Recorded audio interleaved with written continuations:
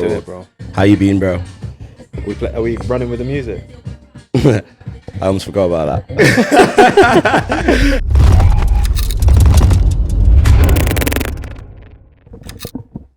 Life's a movie, but everyone has a different soundtrack. Welcome to My OST, the show where we get a guest on and go through the soundtrack to their life and the stories behind it. So today, big day, pilot episode. Everyone forgive us. We're trying today. It's early for us. Be nice. Anyway. You smashed it, to be fair. Got to get that one out there early. Disclaimer. But yeah, so first episode pilot, we got Atu, hailing from Leeds, West Yorkshire. Shout out the Yorkshire Massive. Come on. Shout out the Yorkshire Black Boys too. We got to go for that. Yes, shout out Chade as well. Shout out Chade, the Black Yorkshireman himself. Shout out Chade. But yeah, today we've got Atu hailing from Leeds, West Yorkshire, musician, multimodal creative.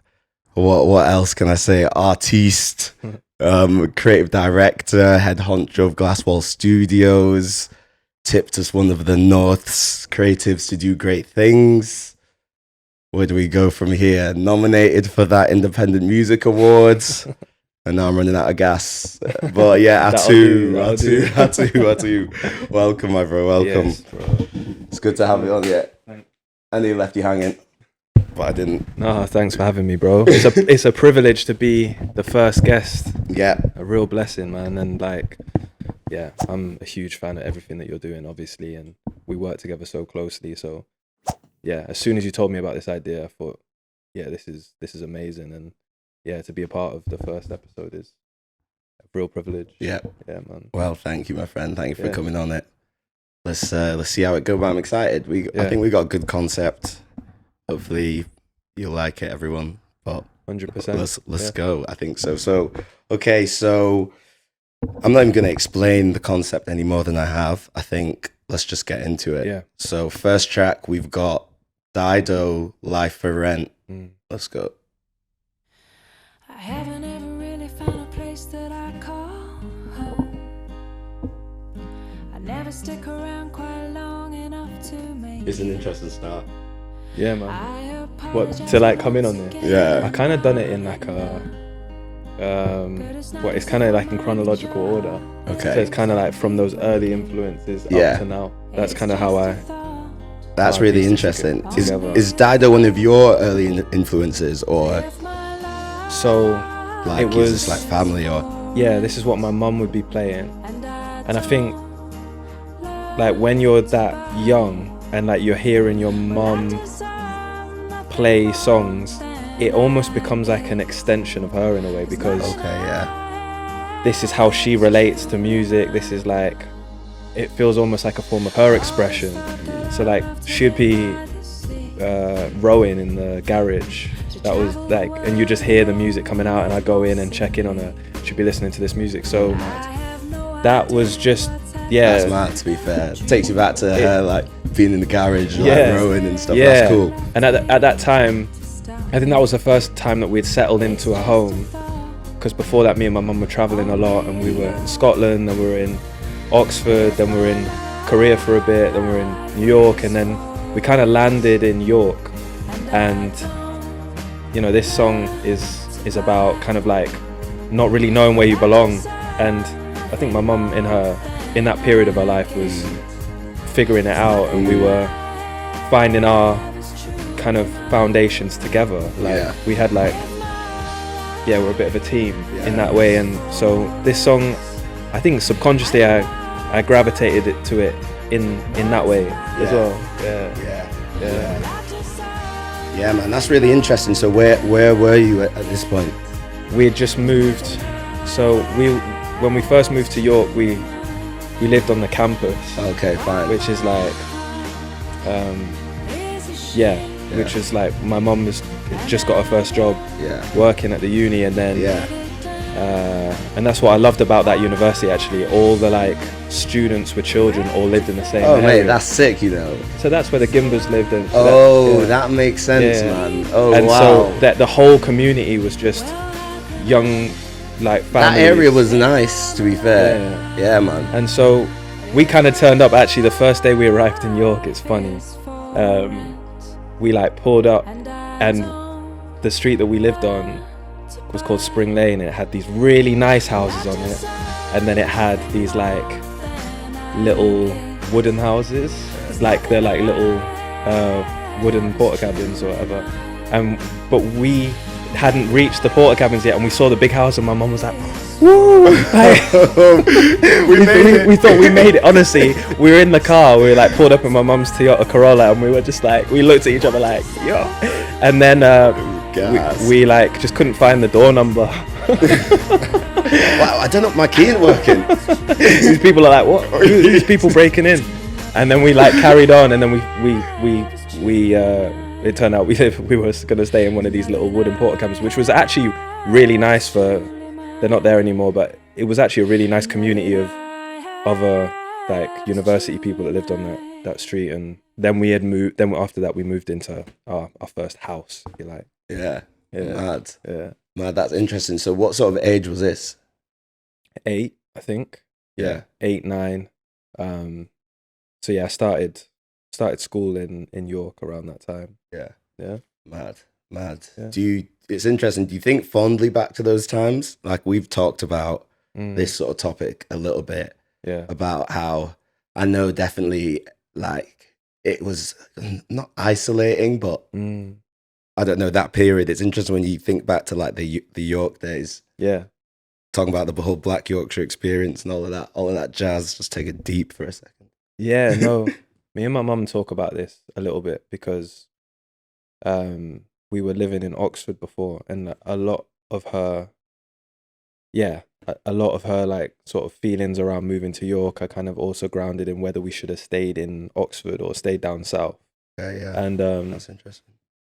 I think it's interesting because until I moved to York, like we'd lived in so many different places, like I mentioned, in Korea, in New York, and in Oxford, in Scotland. But York was the first time that race became like a thing. And I don't know if it was a combination of just getting to an age where you became more aware of it, or whether it was just down to the city itself. But like I was like very quickly like inundated with like information about me being different. So I remember a few weeks into joining the new school, this kid in my class was having a birthday party. I was the only one not invited. He was like, "Oh yeah, my parents said you can't come because you're black." Yeah. And so I think on the one hand, I loved it because we were living on this campus, York campus, and you like have the freedom to like cycle around everywhere. My mum would let me go wherever I wanted, and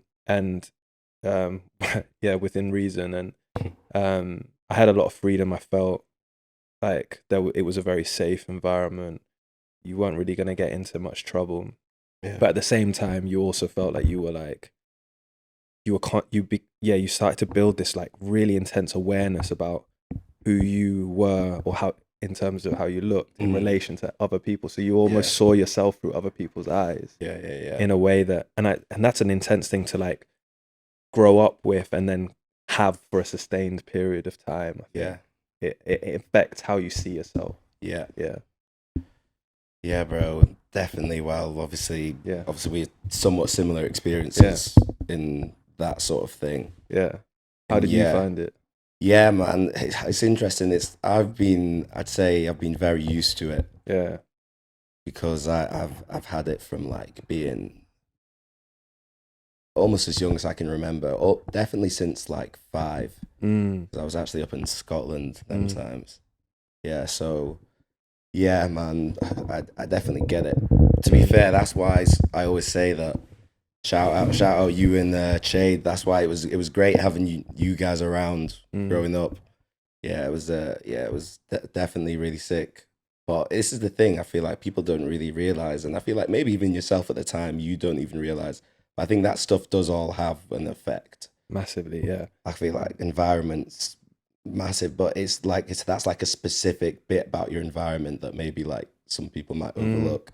Yeah, I feel like maybe other people in other situations as well. Like that. Yeah, there's a general like Black British narrative that the overarching narrative that like tries to tell the story of black people in Britain, and it tends to centralize around London, really inner city London, whether it's even black made films or whether it's just wider depiction of black people in the media. But the experience in Yorkshire is, by contrast to London, is quite stark, and I felt that because I moved to London when I was 17, 18. So Bro, facts. when I moved, like, a lot of my friends who were black in London had not experienced the same thing, and they were very like surprised, and there was instantly like sort of colorism within the black community, like, oh, you're dark skinned, you're African, you're Somalian, you're you know,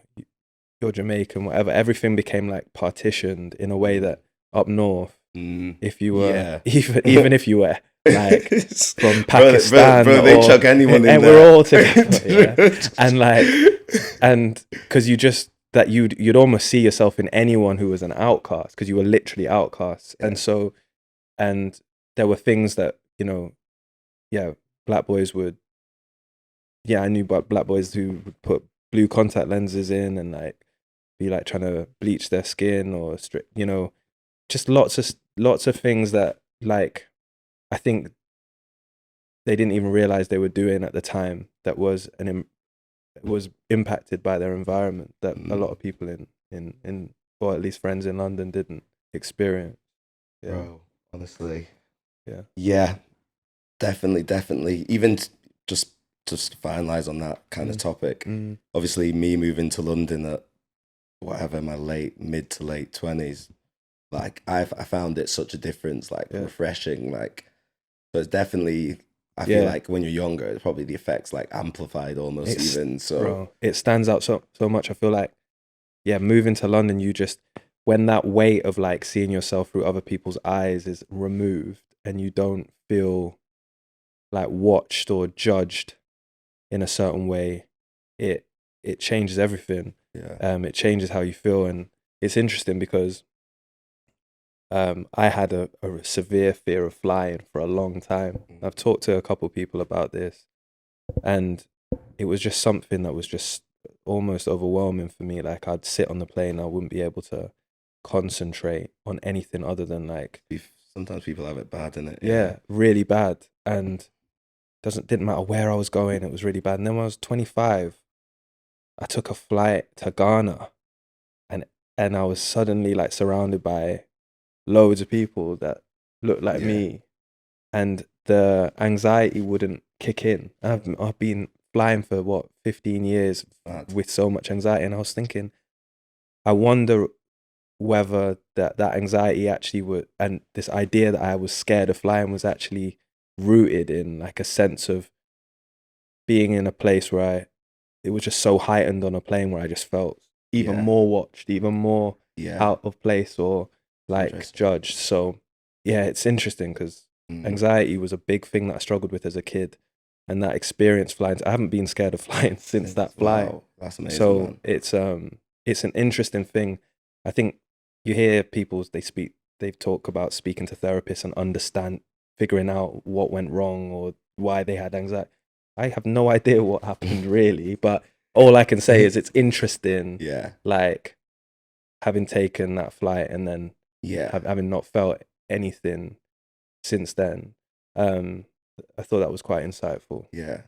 It's interesting. It's like, I feel like with stuff like that, it's like your brain kind of makes like mental links or like associations. Yeah.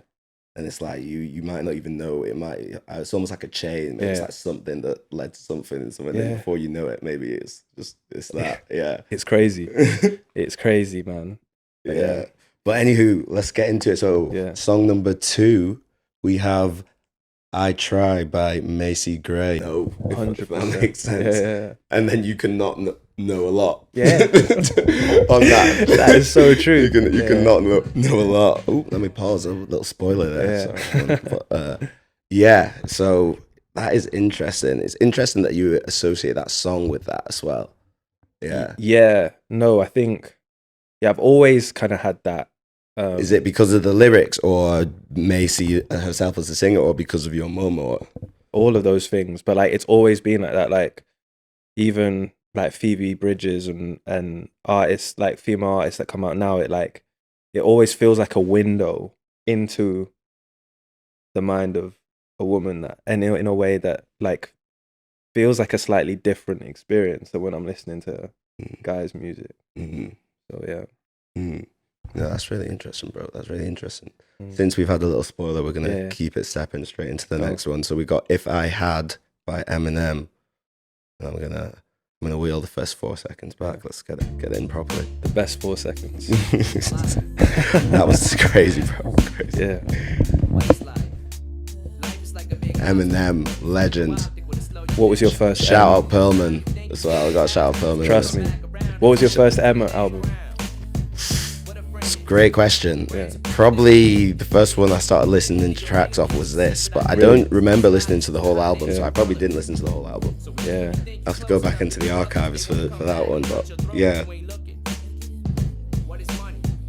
I do remember that time though when M was just, there was that period when M was like just the next, literally like what they even call that, sliced bread or whatever they call it, you know what Yeah. I mean?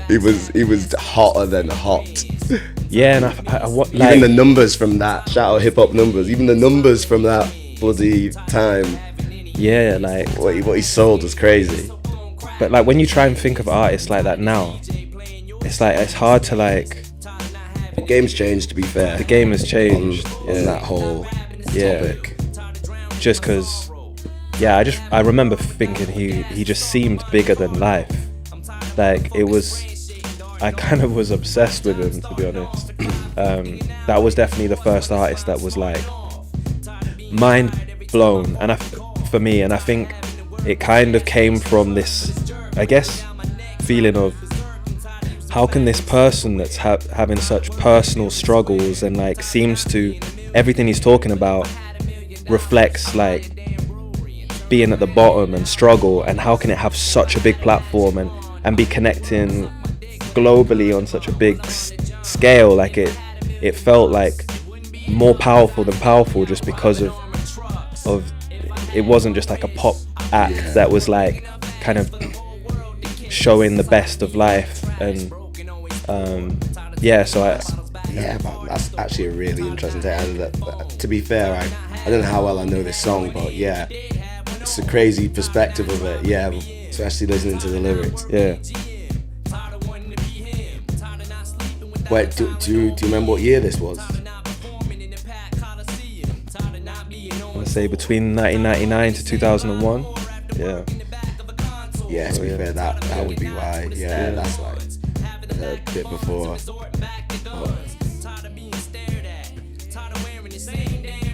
Tired of being stared at. Tired of wearing the same damn Nike. To be honest, I feel like, say what you want about M, but I feel like you actually have to respect him. At the very least, you have to respect him, because he actually had it somewhat hard. Of course. You know what I mean? Like, speaking about people, let's not get too political, but we'll talk about certain privileges. But to be fair, in those spaces, he probably still did get some, but he definitely had to get through a lot of shit, basically. But yeah, I think sometimes it is like, sometimes statements are made really powerfully, like the perspective is powerful in the inverse, like Noughts and Crosses by Mallory Blackman. You know, when you put the shoe on the other foot, it's kind of like an interesting way to like look in the mirror. Yeah. So yeah, I love this album. It was funny because I initially didn't have M on the list. Talking about this, you omitted him. And before my mum was like, same convo I was having with my mum. She was like, "Oh, you've got to have M on there," and I was like, "Yeah, I should put him on there." Yeah. And like, because to be honest, even on the music front, like this is what inspired me to start writing. That's interesting. I was actually just about to ask. So was this one of your early inspirations? I feel. Yeah, 100%. It was like, this kind of like started to make me think about how I could start to express myself in a way that felt like authentic to me. And it would start with like petty stuff, like I'd be annoyed in the house and there's something had annoyed me, and I'd start like, yeah, or I guess I was like writing it was almost like writing in a diary, and then like, yeah, I started to, it started to be like my like access to a new way of like expressing myself, Wow. basically.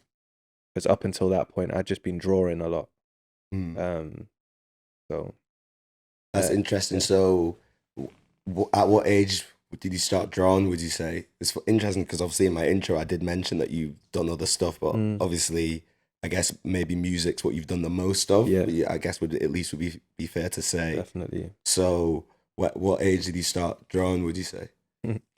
Um, And what sort of drawings are we talking about? It's so funny, like, because as you asked that question, so many things came to mind.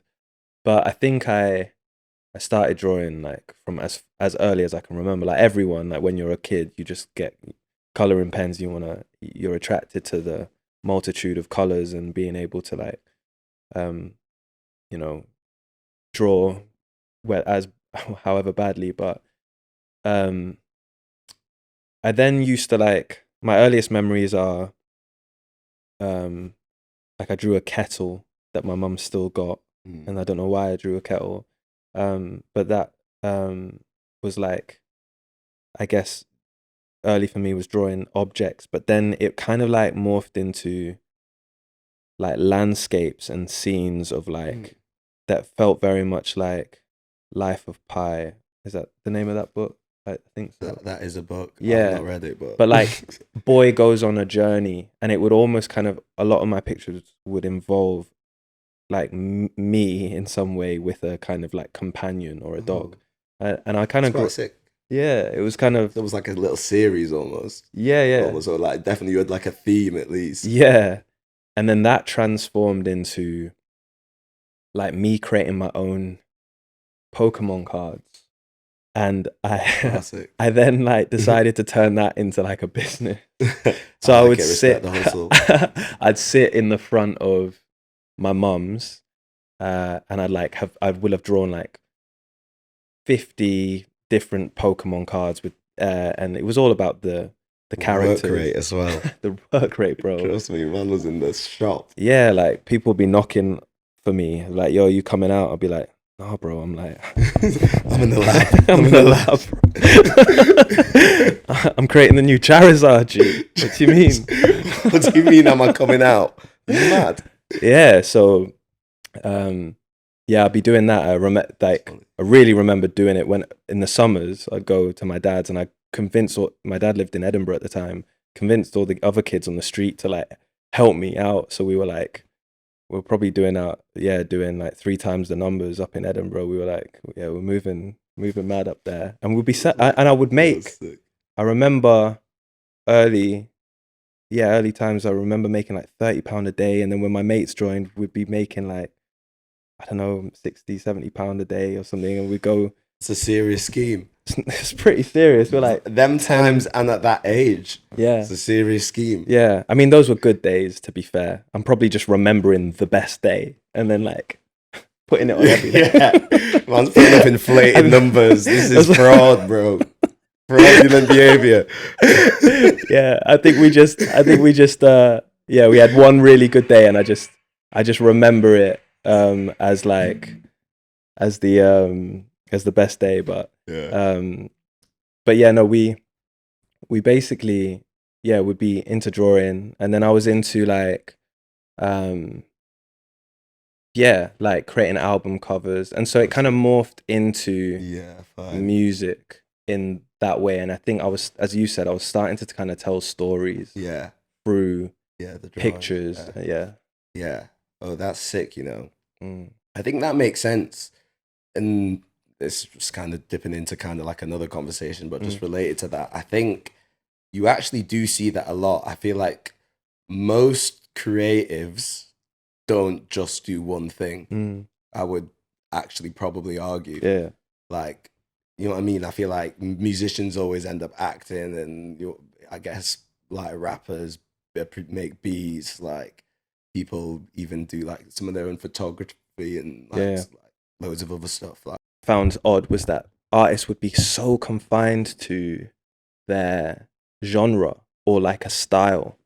And I guess that was my criticism of artists as a kid, having this kind of free flowing feeling of, oh, I want to sing now I want to rap, now I want to you know, like focus on melody and like try, bring in a bit of rock or bring in a. So from early, I always felt like very musically fluid. I never felt like I wanted to be, even though I was inspired by like Eminem in terms of my writing, it never felt like, oh, I'm just gonna do that, because I felt like there was just a lot more that I wanted to express than just that one side of me. I felt like that was very restricting. But yeah. That is interesting. I feel like on that whole kind of topic, it's like when artists do something different, you know what I mean? I feel like they almost always get like shit for it, basically. You know what I mean? But I guess it's one of those things, maybe you're never going to please everyone. And like, there's always going to be a section of your audience you don't like if you do something a bit different. But and I think it's, people need to understand as well, I think, from an artist point of view, sometimes it's not even just that.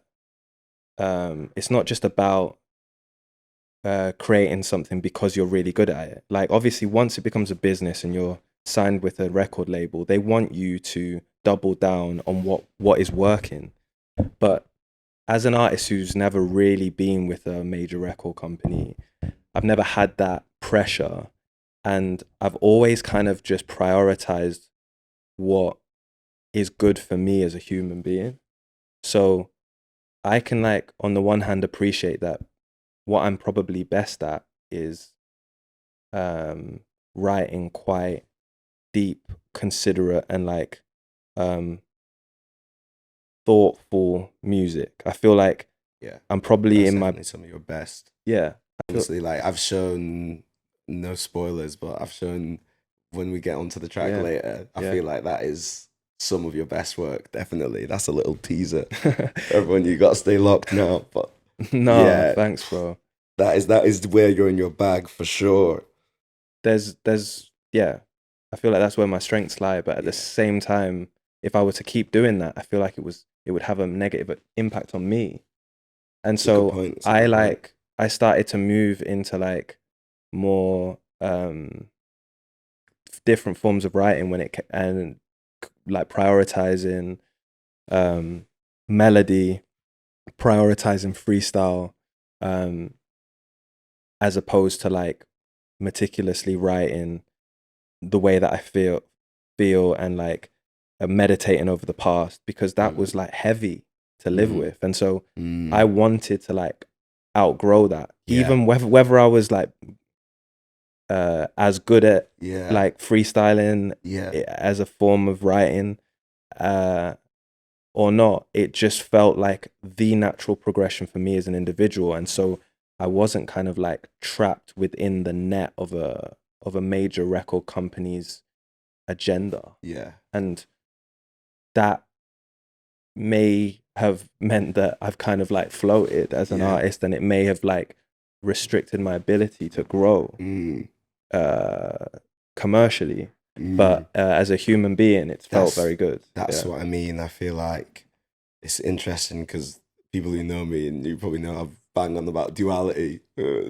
So I feel like you got to take the good with the bad, and in your case, what was better for you was worse for that. But that doesn't mean it's worse. You know what I mean? Yeah. I feel like sometimes it's better, if anything. Yeah.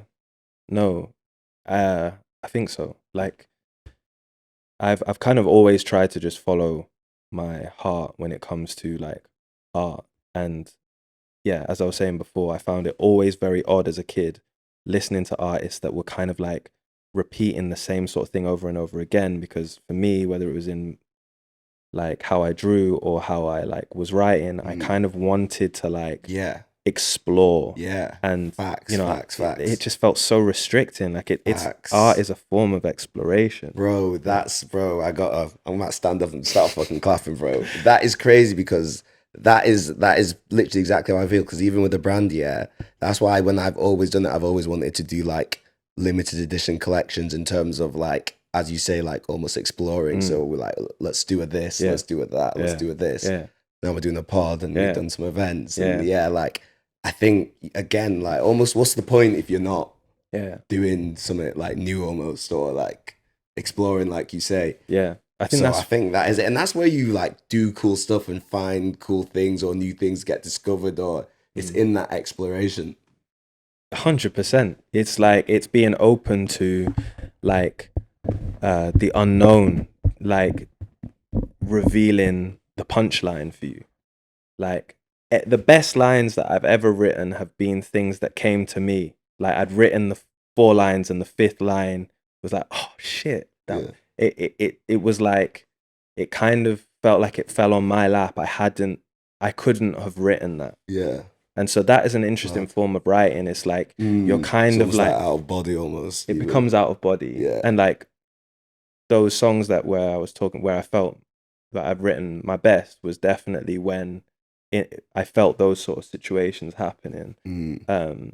But yeah, back to your point in terms of what you're doing with the brand, I think it's why I've always gravitated to what you're doing and working with you, because I feel like in that way I think you're ahead of the game, because you're rooted in your like youthful instincts of like, this is what I want to do this because I want to do this, as opposed to this like rule based like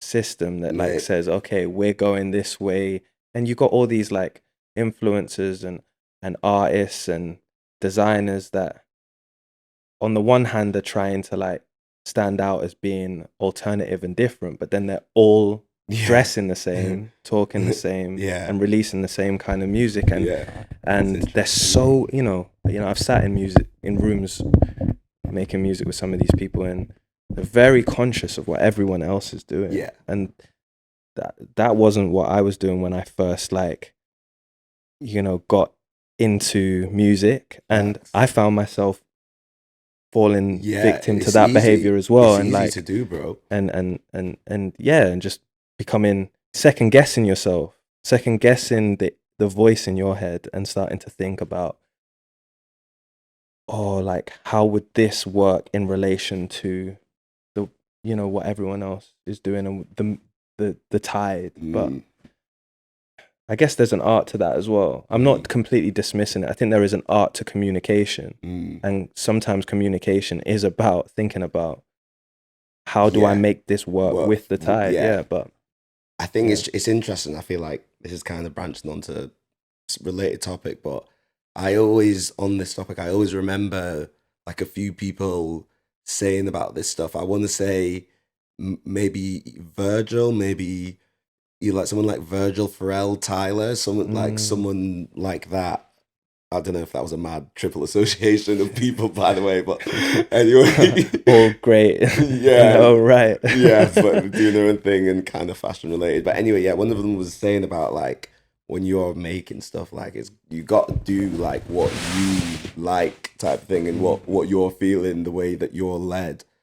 And I think that's basically the opposite of just following on to whatever everyone else is doing. Yeah.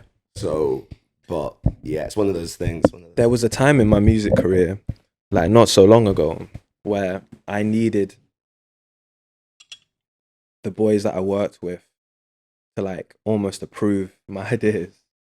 And like, even though I knew it was like not right, like it had gotten to a point where I had lost the sense of confidence. And I knew that like I was on a losing streak at that point, because like it was almost like everything was lined up. I had the deal was there, we were doing well, and like that pressure started to make me think, it was almost like things were going too good that I needed to like ensure that we kept it going well. Yeah. And I think a lot of people can relate to that. sometimes it's easier when you're younger because you got nothing to lose. Mm. And sometimes it's nicer to be in that position of like Mm. back against the wall. You can really hear yourself. You can really feel It's yourself different. in those moments. Yeah, it's interesting. I always think about that with like footy, and footy players always talk about it, like how at their first tournament they're always fearless, and you always hear like the cliche "young and fearless" stuff. But 100%. it's true, to be fair. When I feel like it's, as this is getting deep, but as adults we pick up scars as we go. Yeah. I feel like it changes you, and even I always think of the Kendrick song. Mm.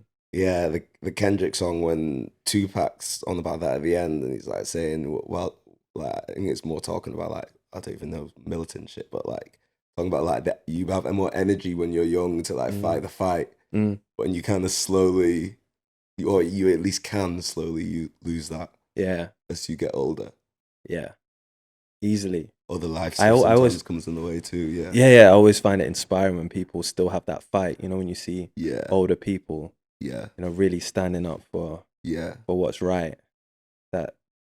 That's it's admirable. yeah. Yeah. No, for real, bro. For real, bro. Okay, so let's keep it stepping. Yeah. We got next.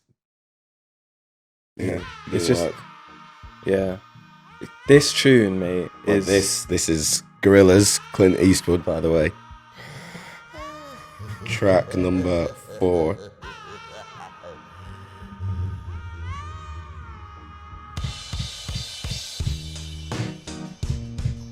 Such a banger. Such a banger. Mate, the melody alone, straight in. I ain't happy. I'm feeling glad I got sunshine in a bag. I'm useless. I mean, like this This scream. is crazy. This for me, Mate, this is scream- iconic, classic. Yeah, but it screams. Timeless. It screams like following your instincts. Like everything about it just feels. Mate, yeah, it's so just organic. bro, that's actually such a good point. I never thought about it like that, but it's just, even now, it still sounds like Yeah. different. But I think if you're not following a trend, it becomes timeless. Yeah. Because it is coming from Like, the yeah. heart. And so, yeah, but I think I was attracted to this music because of the album art. I remember throwing it in my mum's trolley at Asda. And then like, Shout out Asda. Give us some money, please. Yeah. Sponsor us. and I think she saw the front cover, it was a cartoon. She's like, oh, that's sweet. But like, yeah, I mean, I think I remember having this on repeat. Maybe it was the album I played the most as a kid. But yeah, I think it felt like a world in itself. But speaking about world itself, because during our work together with the studio, Yeah. obviously we use the phrase world building, or creatives Yeah. use the phrase world building, but I feel like Gorillaz did that. Yeah. Like everything around it, like the characters, the visuals, Yeah. the sound, Yeah. the look, everything. They're like actually iconic, bro, to be fair. So iconic. Genuinely. They put the music first. I think a lot of people don't do that. The video's quite bad as well, to be fair. I feel like, I wonder, they probably had spent a lot of money, but I suppose they probably had major label backing. I think the artist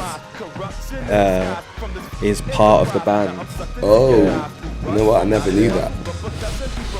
Never knew that. That's sick. That makes sense. Yeah. Considering how much they Yeah. basically use the same aesthetic the whole Yeah. time. I brought all this so you can survive when law is lawless. Feeling sensations that you thought was dead. No The animation ain't cheap either. That's why animation is like Yeah. expensive. Back then. Yeah, This is like that was what back 2000s as well. Yeah. This is like literally I think year 2000. Yeah. Don't even really look that out of place. No. I think there's a lot of that now though. I feel like they reached the point where like I was looking at my school photo and my brother's school photo, like from both in year 7, and there's like 19 years apart between us, and mine's just as clear as him. But look at my mum's, it looks like she's during the war. Yeah, trust me. Sorry, mum. Yeah, you've done it dirty. Jeez. Please, don't go home. I'm gonna send this to her personally. Clip it. That's joke. What a choice, though. Thanks, bro. Yeah. Proper banger. Yeah. I feel like I'm just taking the choice, and I ain't even got a conversation from it. I just wanted to say that was too sick. That. Yeah, man. But big up Gorillaz, man. Big up Gorillaz, man. Big up Gorillaz. Thank you. Big up Gorillaz. Well, big up you. Great choice. All right, let's keep it stepping then. Yeah. So next up, we got Ghost Poet, Survive It. Which is a Ghost Poet called. Maybe I know this. Maybe I don't. Yeah, I love this song so much. Giving it an intro. I can do. This is this is a tune that I remember my dad showing to me for the first time. This is when he just moved to Leeds, and he was like, "Yo, there's this really cool artist." No, your dad put you onto Ghost Poet. My dad put me onto Ghost Poet. That yeah. is shout out Quakes, man. Yeah, my dad's got amazing music That taste. is crazy. As does my mum, but yeah, just like I remember, I think he'd just been nominated for a Mercury, so he was kind of like, big, kind of coming up, and it was just so different. It's kind of reminding me when I first heard Gigs, and it was kind of this like, it was so unconventional to like the other artists that were rapping within this same the same scene, you know? And like his just voice kind of just penetrated through and just felt very authentic and very British, very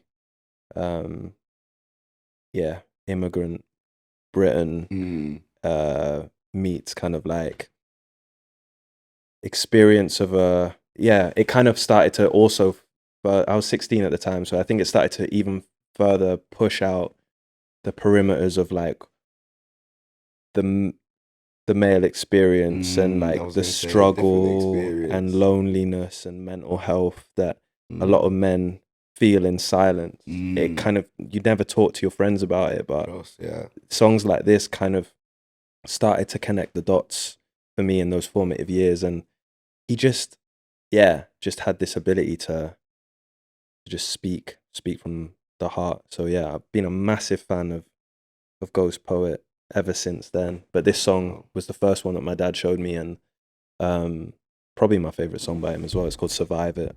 Wow, wow, what an intro. I'm not going to even talk too much after that. Don't even talk too much. Let's go.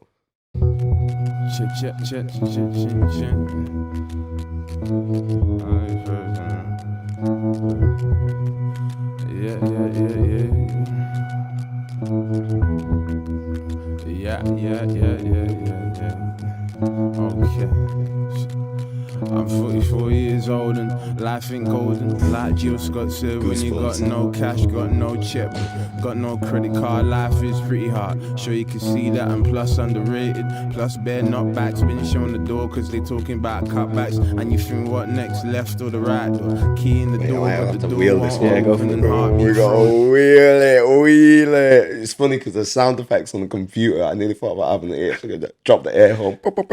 Yeah, mate, it's crazy. Like the flow is so unique, bro. The approach, I love tracks like this. For me, this is like basically my favorite type of music. Like these, like almost like the dark, marauding beats. Look at the video. Yeah, man's just on the block at night. Yeah, it's just spitting. It's so raw. Someone just barring on the track. Yeah, bro. You know that it feels like he wrote it in 15 minutes. You know what I mean? It just was like, it feels like he had a day. It just feels so clear. Like it just feels like he just got straight to the point. Shit to get off his chest. Yeah, it was one of those days. Yeah, this is what I'm saying. He's like, today I'm gonna rant. Yeah, man. Yeah. In a way, to the pen. But it's so relatable as well. I think as you get older, like as a kid, as I was saying, you kind of like, oh, he's like talking about like it seemed like an interesting, almost slightly dark horizon, or like, but like as you like grow older, you start to like, you can feel like the experience that he's talking about as a young man. Look to the heavens, but nobody's coming. Mate, I don't know if, I assume this was a big influence for you because I see influence. This is no new messages, 2005, all massively influenced me, man. Like Dark Room, Monster, all those songs, I think M kind of transformed into this, and then I think from 2014, 15 onwards, when I met John and we started working together, this was the main influence. Let's go. Clink clink. Also on the topic, actually this is the perfect time. Yeah. You see these, I've been let down. These aren't meant to be what's here today. Imagine this, but some sick, coming soon, thermo cups. Jeez. What is a thermo cup? I hear you ask. Wait and see, but they're cold. But yeah, we got. I see what you did there. Thank you. You caught the point. Anyway, so we got some drinkware coming. My OST drinkware. Stay locked. Yeah. You need an explosion. Yeah. There we go. There we go. Let's go. All right. We're back in, I think. Yes. We are back in. And we're back in with a banger, I must say. I hope you lot are ready. I don't know where you lot are listening to this. I'm going to ask you to pull the mic cover down a little bit. You see the cover? Yeah, just slide it down. Slide it. Yeah. All right. Oh, yeah. To be fair, mine's not even all the way down. I'm being a hypocrite.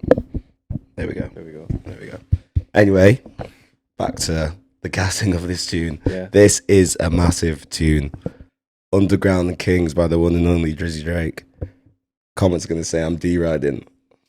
I just might be. Be like that. Let's go.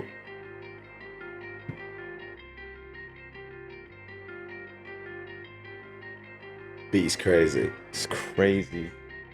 Oh, mate. Rich over troubled water, ice in my muddy water. Rich over mixtape, got rich off a mixtape. Probably shouldn't be driving, it just got so much harder. Can't even see it straight, I can't even see it straight. Fuck with me, I buy the shots.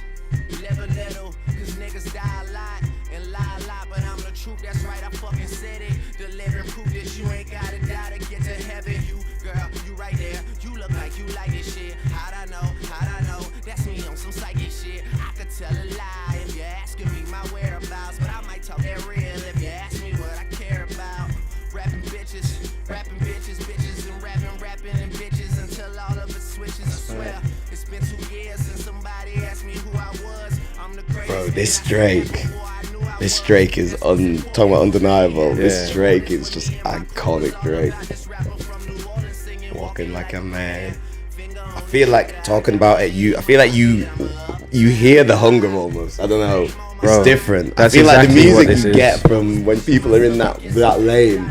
Or Yeah. even, I guess, talking about the whole wider creative thing. Maybe even just what you get from anyone who creates when they're in that lane. Yeah. Like, we were talking about it with Ghost Poet. Like, he had this undeniable way of kind of expressing his kind of doubts and his struggles with his reality. And I feel like Drake had this ability to tap into his dreams, and he was able to kind of get that same energy but almost propel it into the future. And so when I would listen to this song, I think I've tried to write to this song 20 times. Love to hear that. I've never been able to pull it off for whatever reason, but a lot of the time I write to instrumentals that I really like, and then that becomes the songs that I end up reproducing. But Yeah. this song I've always just loved. As you said, this beat is just incredible. It's got so much momentum in it. It's so like, it's almost I like, feel like the beat itself is almost like aspirational. It Yeah, don't even make yeah. sense. yeah, you're moving towards a finish line, and you kind of feel like every line is worthy of like really of a punch. Every line has to be a punchline on it, and so I think that's why I've always struggled to write to it, because you have to be in a flow state. You have to match the Yeah. momentum of the beat, and that's a Yeah. very hard thing to do. Wow, yeah, it's interesting. I wonder who produced this. Yeah, If anyone ends up watching this and you know, definitely let us know. I feel like I obviously could Google it, but just for the sake of not. But yeah. Let us know in the comments. Yeah, bro. To drop a let us know in the comments. Come on, mum, please let us know in the comments. Yeah, and subscribe while you're at Subscribe, it. mum, please. Yes, mum. On that third account. Trust me, bro. Run up them burners. That's funny.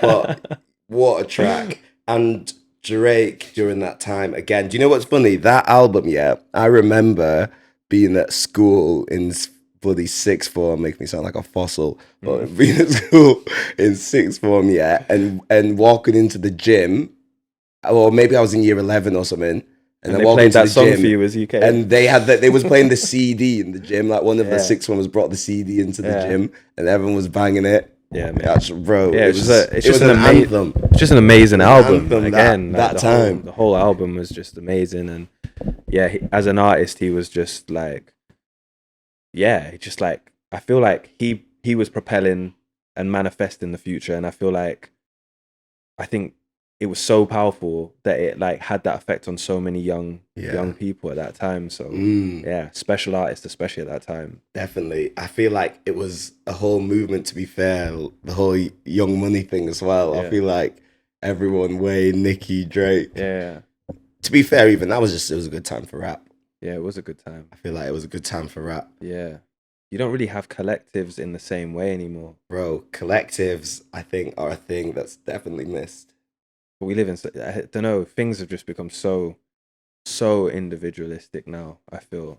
Yeah. Like, in a way that it feels like, I don't know, like it'd be interesting if you had like social media platforms that were more tailored to like groups. You know what I mean? It's so like individually focused. So yeah.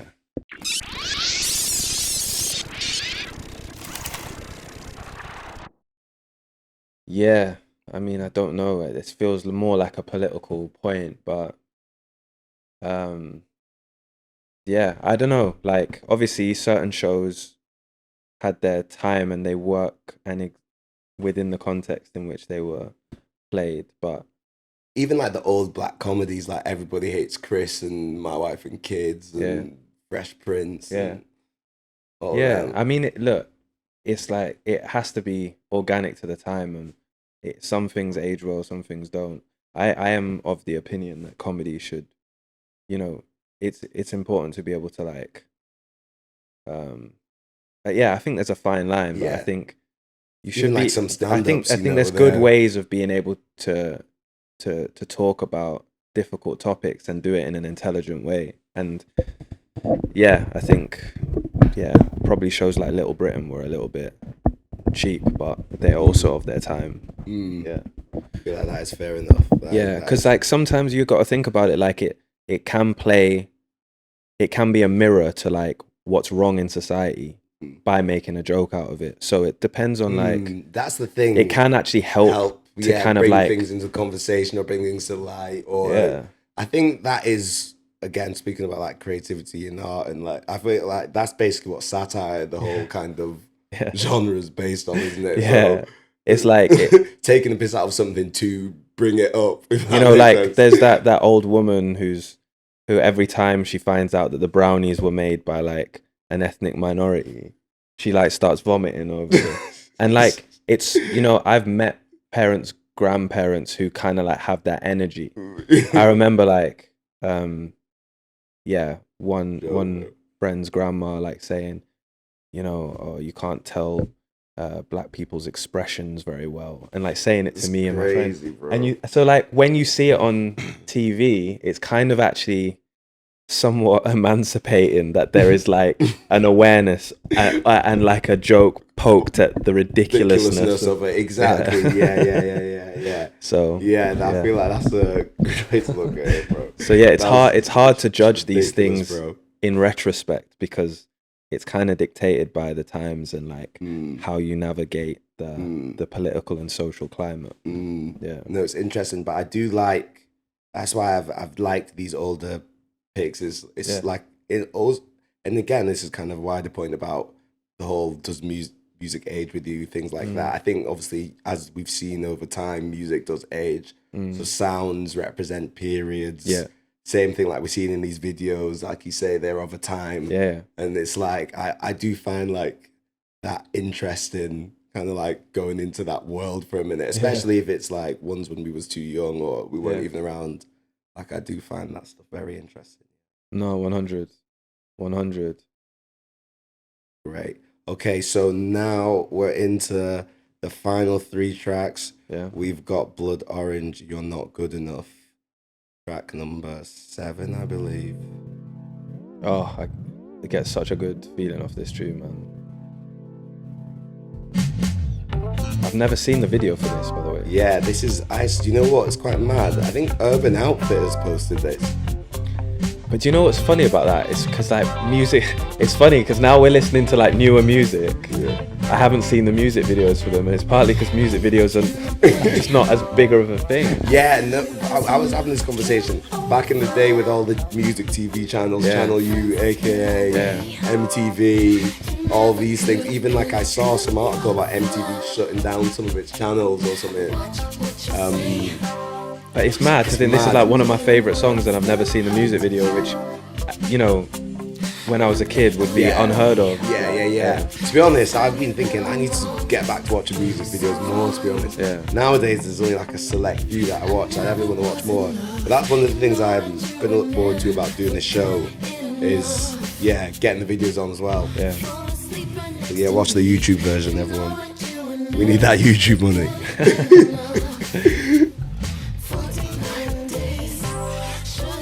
But yeah, this, I mean, Blood Orange, this Dev Hynes, like, is, for me, is a generational talent. Like, and what I like about his career as well is that it has been quite a slow burner in the sense that it hasn't just been like a manufactured, like, rise. It has kind of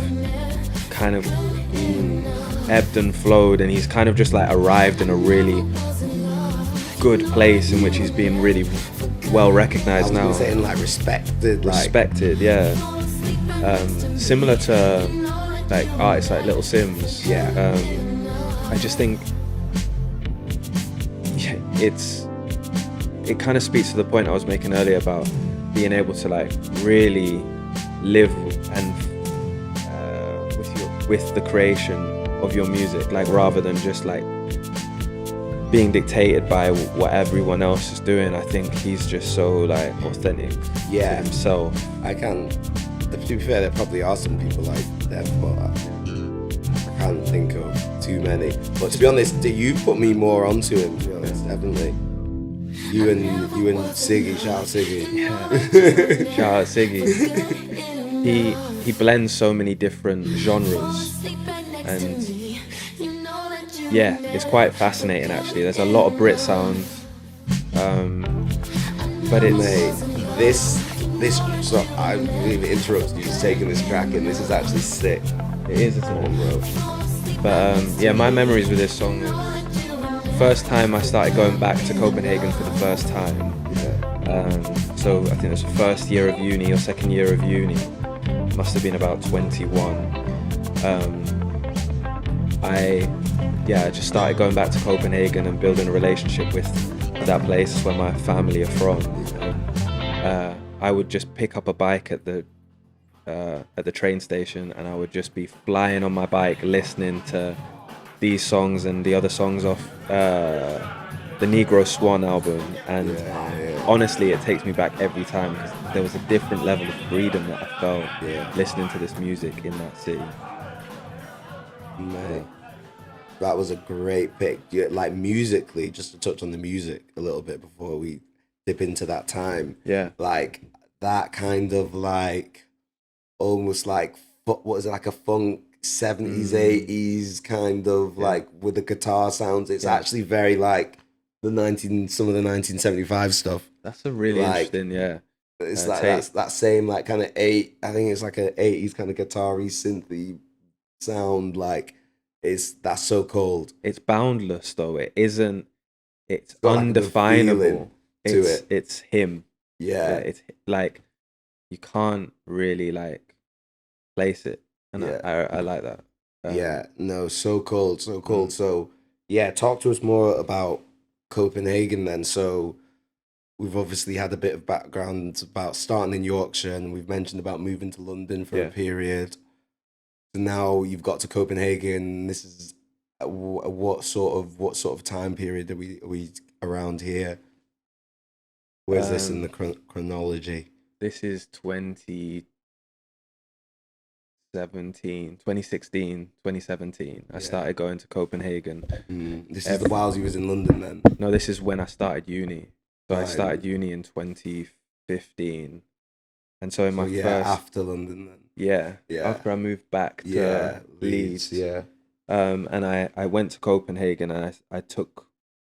I think every summer I take my boys from uni with me. Oh, that's sick. We would just pull up and they're the best trips. we just rent bikes, and like the freedom was different. I think it's like the most free I've ever felt, because we'd be, for people who know what Copenhagen's like, you kind of like pull up to the club, or you go to a restaurant, you pull up to the club on your bike, everyone's got their bikes outside the club, and then you just all cycle. Everyone's bike looks the same, and you're trying to find your bike after. And like, jokes. and we'd just be cycling home, and either like playing it on my phone out loud, or just in my headphones, like just cycling back to our Airbnb or wherever we were staying. Bro. I fell in love with the city for one, and I was like, wow, that like I feel so at home here. But also, I discovered this album on that trip, and the two things kind of like combined and created like a really special scene that's always kind of, that I always come back to. Yeah. Bro, that sounds like a sick time. You said summertime as well. Yeah, summertime. Every time. The time I went to Copenhagen 2 months ago was the first time I'd ever been in winter. Oh, bro, different experience. It was still good, you but need 2 coats out there. It's still a great city in winter, but it's a really special place in summer. Yeah, I bet, man. I'm just thinking, if you don't know, riding. I always say riding. It nearly sounds what pause. It was a pause, bro. My eyes widened. Bro, I was at bro. Pause. Sorry, cycling. Yeah. Tunes in, undefeated. Summertime. It's the best, bro. It's the best. We're not saying it. We're simply move on from that one. We're simply move on. Safety. But bro, honestly, that sounds so good. Yeah, man. How long would you spend at a time when you was out there? I think we'd spend like 2 weeks. There were times when I would go for 2 weeks, and then I'd come back to England, and then I'd go back like 2 weeks later. Nope. It's like that Homer Simpson meme. It's turned straight back around. That whole time was like quite a transformative period. I remember this was a time where I didn't like flying, so I actually took the train to Copenhagen. Yeah, and then this trip. I didn't even know you could do that. Well, yeah, if there's a will, there's a way you found it. Yeah, bro. I took the train to Copenhagen, then I actually like traveled to Finland. So I I got another train from Copenhagen to Stockholm, and then I took an overnight boat to Helsinki, and then went up to this place called Tampere, and I wrote some music up there, and I met my family there as well, for a period. And then on my that trip was crazy, because when I got to Stockholm, I was like, he confronted with like these neo-Nazis. Have I ever told you Oh. this story? Bro, no. Okay. Bloody hell. And That took a turn, jeez. yeah, and it was But like after that trip, that journey as well. yeah, I know, yeah. Last Bro, thing that's you the want. last thing I was thinking about a bed. Do you boys mind doing this tomorrow? Yeah. It's just not the day, guys. Yeah, but yeah, I got to Sweden. This is not good for the Swedish travel board, is it? I was gonna say, Sweden, sponsor us. But they were French, to be fair.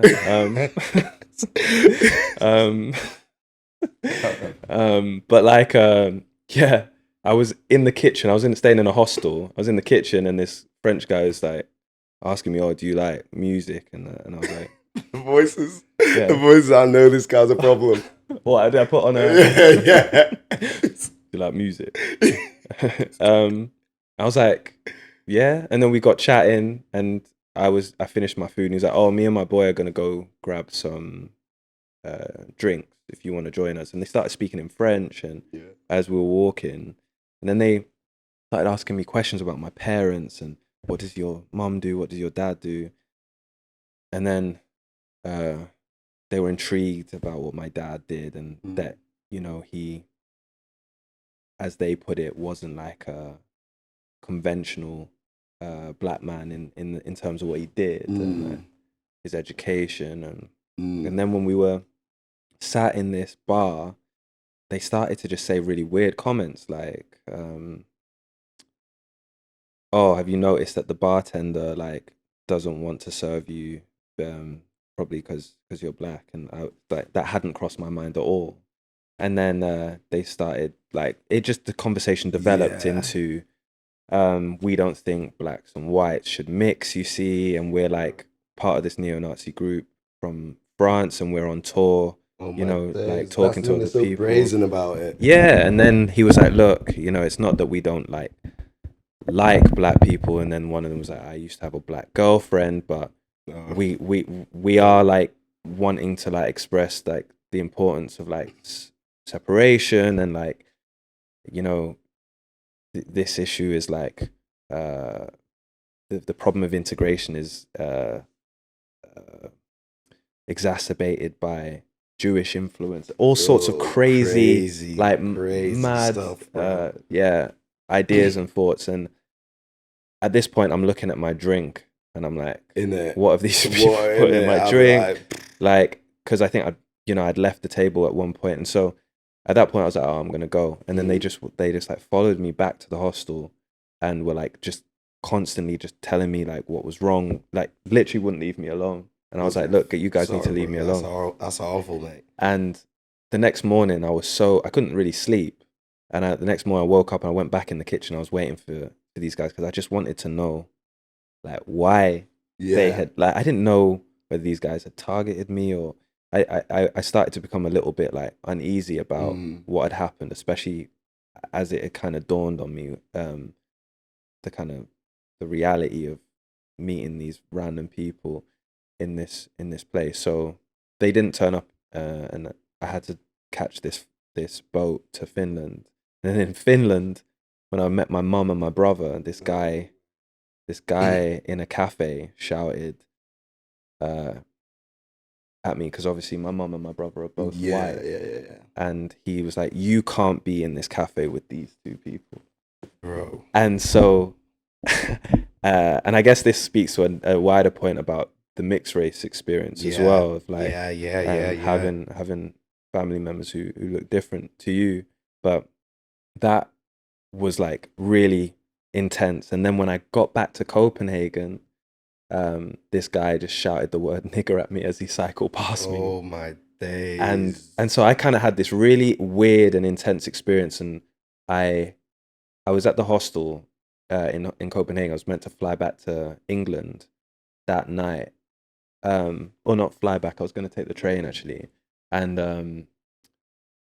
then I just went downstairs and there was two lads at the bar, and I've just thought to myself, I'm not going to be defeated by this trip. So you know, Yeah, there has right. been some bad experiences, but part of me just wanted to go to bed and wake up in the morning to catch my train back. And then I just decided to talk to these lads, and then I ended up extending my trip for another week. And then I was listening to this song Mhm.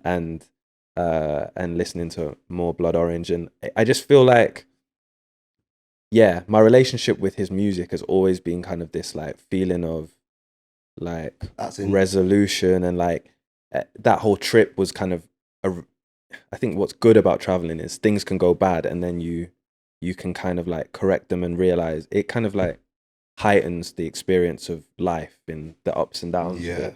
So yeah, but the Blood Orange album was like something that traveled with me throughout those times as well. And so it kind of just has always stuck with me as like quite an important part of like formative experience. Yeah. Stuff. Wow, bro, that is trip sounds mad. Yeah. Yeah. And not even in like the good mad. But obviously, hopefully it was, by the sounds of it, it was still a good trip. But Yeah, I think wow, the way that I've always seen it as well is I think life is like this, and and that kind of speaks back to the comedy point and like what is appropriate in a music video and not. It's like there are dark and good parts of life, and so I think it's understanding how to navigate it and to like how to poke fun at it or how to like resolve it. And so that's kind of how I see a lot of it, and yeah, being able to like enjoy the rest of that trip and like still enjoy that album even though it like traveled with me through a difficult period is a nice way of, and I think an essential way of like thinking about everything. It's like I don't really like to be outraged by things. It's like I know that shit's out there, and I'll be living in a bubble to kind of like protect myself from that. And so, you know, you and I grew up experiencing a lot of discrimination, and so I think my approach to life is like learning how best to understand it and how best to respond to it. Yeah. That, to be honest, I think that is a good way to look at it. And I think we've maybe had this conversation before where I say, I think sometimes the reason why we do things the way we do is almost like to cope, I think, almost. But I think that's like quite a healthy way of like you're taking all the negative, but you're not letting it put you down too much. Yeah. When that shit easily can, you know. Yeah, of course. And I mean, everyone's got a limit. Yeah. But like, yeah, I think Like you I was say, it's speaking to just my dad about navigating it. I was speaking to my dad about it. It's sometimes you've got to realize a lot of these things are not personal, and then you look at the person who's doing it and why you can break it down into why they're doing it. And I think that's why I like to study these sorts of things. I've always been interested in social issues and trying to understand, you know, people that I disagree with. I'm willing to listen. I'm willing to like hear out different points of view because I feel like that is the only way of forming a resolution. And obviously we live in a time now where it's like, I don't want to hear that. I don't want to hear that. I just want to hear this. It's like, I don't really know where that gets us. Yeah. Bro, that's a bombshell point on its own. Yeah. It's true, to be fair. That is very much the times we're in. Yeah, that's very much the times we're in. People, there's the other sides, they don't really, there's no like communication, there's no resolution, like you say, there's no mediation, there's no, it's Wild West out there. Yeah, no, exactly. So yeah, it's important to be, I think, to be somewhat not to be too sensitive. Yeah. Facts. Wow. Okay, we're into our last two, the penultimate. And this one is, so for my OST, everyone, where when we get an artist on, a music artist, we mandate them. Mandate. The people mandate them that they have to include at least one track of their own. We give them a few other little things, but that's the point right now. So this is Atu's own track. One of my personal favorites. We touched on this earlier. This one's got to get an intro. This one has to have an intro. What a track. Speaking about, well, to be honest, I feel like this conversation sprawled over a lot of different topics, but I feel like coming to this towards, you put this in a good position, I think, this track. Yeah, that's what I'm going to say. I'm going to leave an intriguing intro for the people. Yeah, but this is a great track. And just to say a little story that I've got about this track before we play it is, I remember playing it to my mate, shout out Wills, my mate Wills, in their flat in Leeds, New Year's Eve, kind of like scatty afters type vibe, like something stupid at 1:00 in the morning. And then we stuck this on. I played it for everyone. And it's a moment that lives with me, to be fair. Really, yeah? Yeah, a moment that lives with me. New Year's is my favourite time of year as well, so it's kind of just one that stuck with me. So I always do think about that moment and that time for me in Leeds. And also, obviously, that's where we kind of reconnected a bit more as well. Big time, yeah. When we was both living in Leeds. So, yeah, this is definitely one of my fave. No, thanks, man. All right, and without further ado, we've got to play it now. 2005.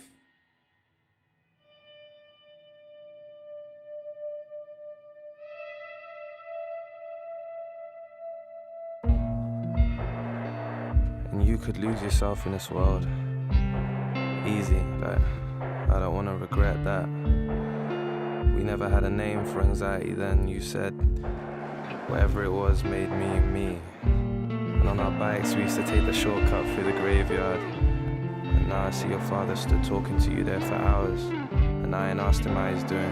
I ain't visited, cause I don't know what to say, honestly.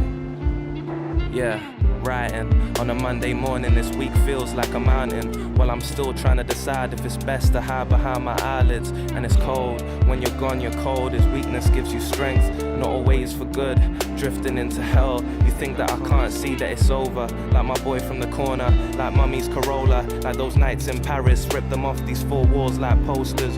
Wonder if life is about staying true, while watching the sky change on you. Spread your wings or lose your inhibitions for a moment or two, you're floating. If we make it through this, we'll make it through anything. I spent so many nights here twisting and turning. Yeah, do you know what? It's funny you say that, because that line actually helps me out now. Bro, it's cathartic, bro. In the darkness, in the frame, and if the way Forwards is backwards. back down those country lanes, back staring through that window pane, while the sun sets on all we made. The bigger picture's what we ran through and chose to leave behind, frustrating how the truth was the intention behind our divide. Cause she got lots of love and she's staring at you in the dark. She got lots of words that been tearing you apart. Welcome to the end Production. of the place Who you call was on production? Been hell for the highs to try and fall through a Shout out Smashed it. the man himself. I don't remember the writing of this. I don't remember whether the beat was made first or I actually, it's a blur, this song for me. Bro, It's crazy. It's incredible. Like this one, you guys, we're gonna post these track lists to our Apple Music and Spotify playlist. You've got to take this one in. That word was heaven sent. I smashed this mirror in one moment. I reached for everything I'd ever felt. These conversations where we prioritize listening till our words are genuine and relevant. Still caught between two worlds that raise me and frame my ambivalence. I still need that first line of space, repeated by a stranger. I can't confide in those too close who treat help as if it were a favor. He's outgrowing expectations and familiar faces. Witnessed you throw him to the waves just to try save him while he was drowning. I'm floating. If we make it through this, we'll make it through anything. I spent too many nights here twisting and turning in the corner of a corner. And when the truth capsizes, will you blame the tide of the timing? You love her regardless. You feel alone in the darkness, in the frame. And if the way Forwards is backwards. back down those country lanes, back staring through that window pane, while the sun sets on all we made.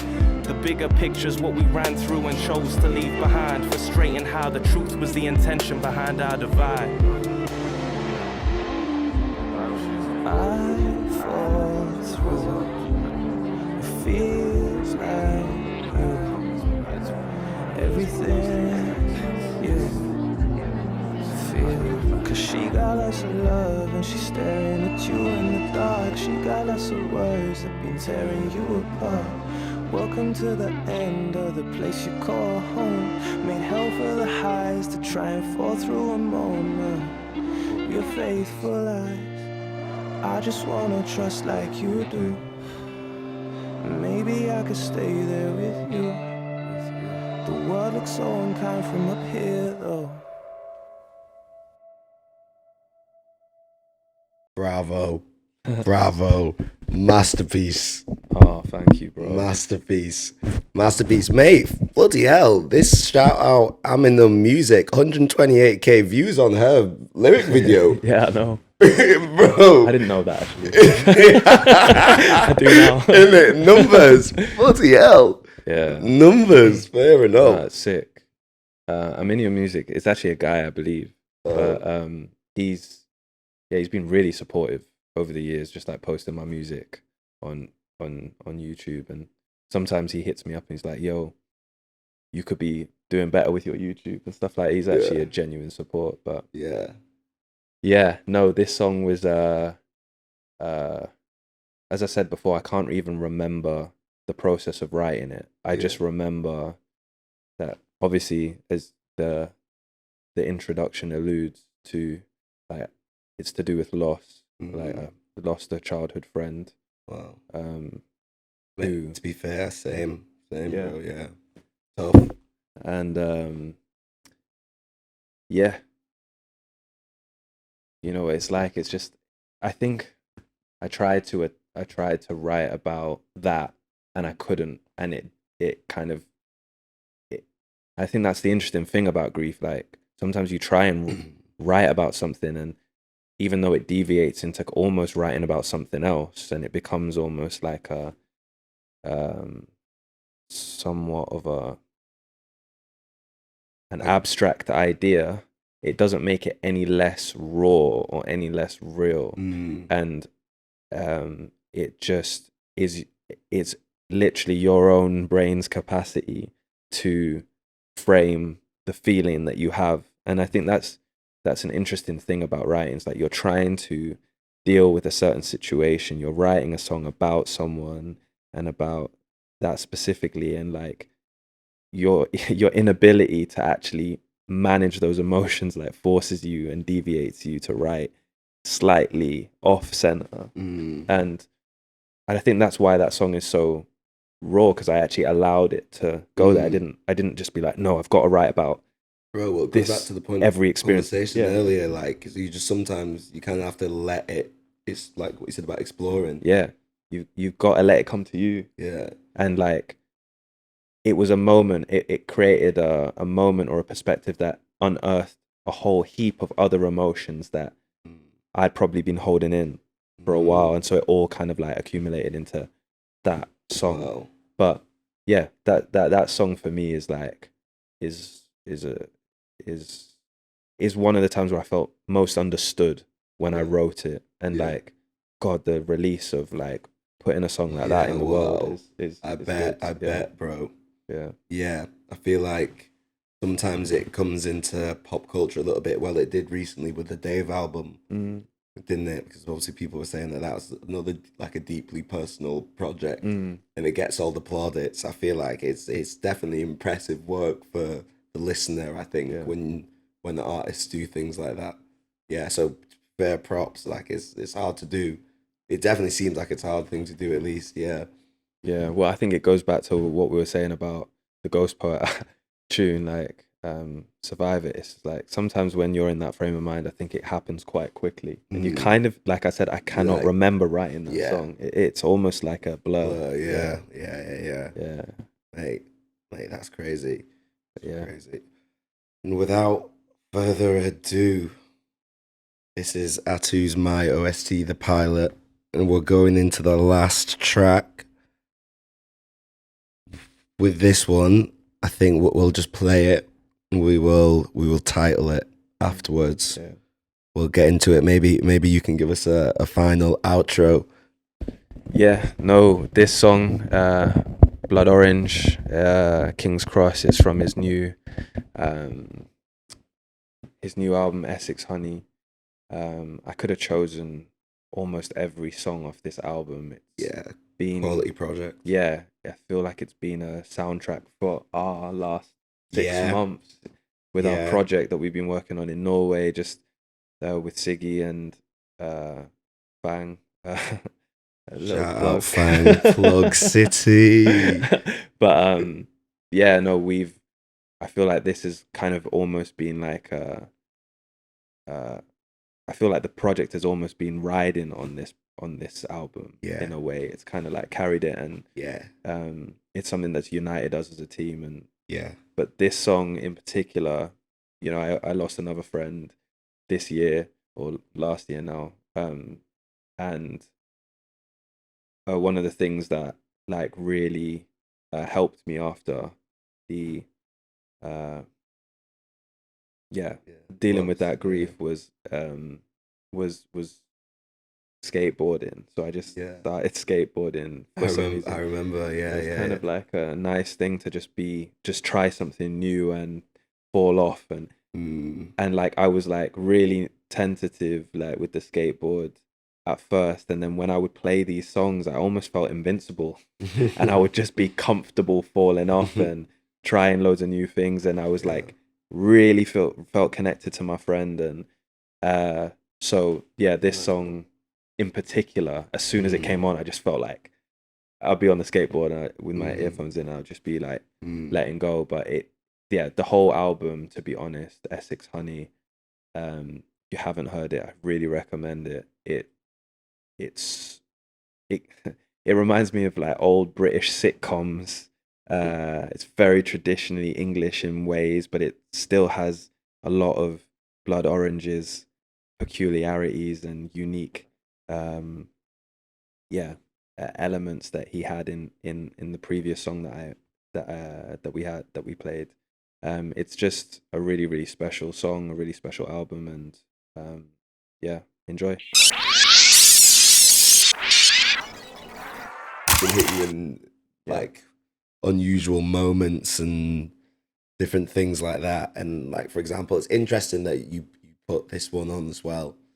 Yeah, because sometimes like the songs that I have that remind me of certain people that I've lost, like I don't even want to listen to them, but I feel like it's good if you can, then you can like, you know, kind of almost process it.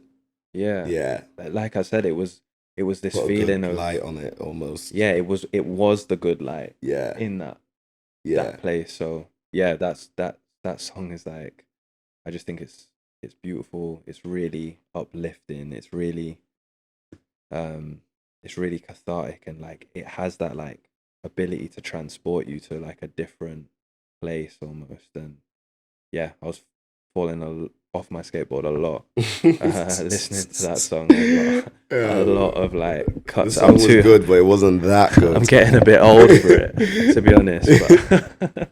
But That's jokes. Yeah, man. And without further ado, we filmed this so late, so we may as well wrap it there. That was Atu's My OST, the pilot. It was a pleasure to have you on, my friend.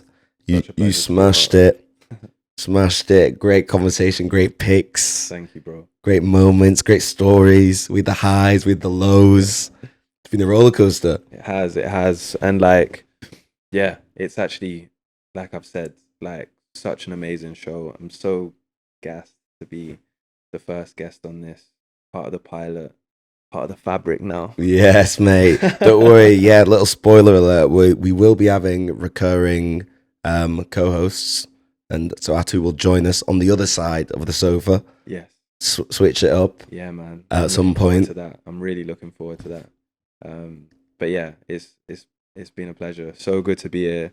Like, yeah, back in Manchester with you. Shout out, Manly. And yeah, no, this is gonna be an amazing show. Love that, bro. Thank you. Just before the housekeeping. You guys have watched the podcast before or listened to on the housekeeping. So what have you got coming up? What can people expect from you next? For example, if my man who done the lyric video is listening, what can a fan of Atu expect next?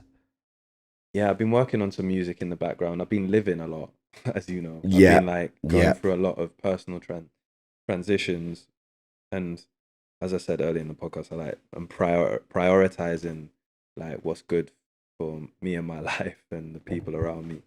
And so I haven't really been writing as much music, but I also find that it's in those transitional periods that like kind of like allow for a reset. Yeah, I feel like you get inspiration as well, probably. Yeah, a lot of inspiration. It allows you to kind of be in touch with yourself, keep your feet on the ground, and so yeah, I've been slowly writing, and I can feel that some of my like I'm kind of connecting back more with that that type of songwriting that you see in 2005. Wow. And that's partly also why I picked it, because I feel kind of back in that swing. Yeah. Nice, bro. That's good. That is a teaser. That is a great teaser for a fan of Atu. Great. That's unreal.